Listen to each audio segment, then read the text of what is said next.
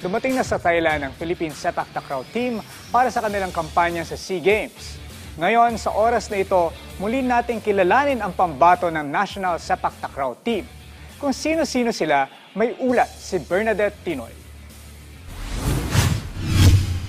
Handa na makipagsabayan ng Philippine Sepak Takraw team sa iba't ibang bansa sa pagsisimula ng 33rd Southeast Asian Games 2025. Ilan sa mga sasalang sina Reynaldo Asilom sa men's event at Joanna Valencia sa women's division. Bata pa lang natuto na magsepak takraw si Reynaldo sa kanilang probinsya sa Surigao City. Hanggang sa sumali siya sa isang tournament sa Tacloban kung saan dito siya nadiskubre ng isang coach sa Maynila. Bilang first-timer, hindi mapigilan ni Reynaldo ang kanyang excitement na lumahok sa nasabing patimpalak.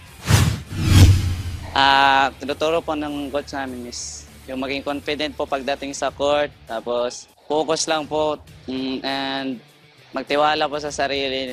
Excited po na siyempre may kaba kasi first time pa po makapaglaro ng SEA Games.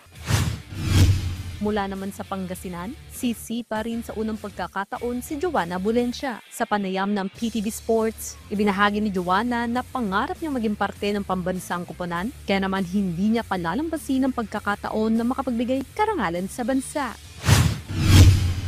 Ang goal ko po bilang po ako sa sepak takraw is mas marinig pa po sa Pilipinas ang sepak takraw dahil po ngayon po sa Pilipinas, meron po tayong grassroots na nangyayari po ngayon. So, parang sa akin lang po, ang goal ko lang po is mas marinig pa ng buong Pilipino or mga kabataan natin ang sepak takraw. Kasi simple lang maglaro ng takraw, sumipa, magtiyaga, and then, yun, wag lang sumuko sa buhay or bilang atleta dito.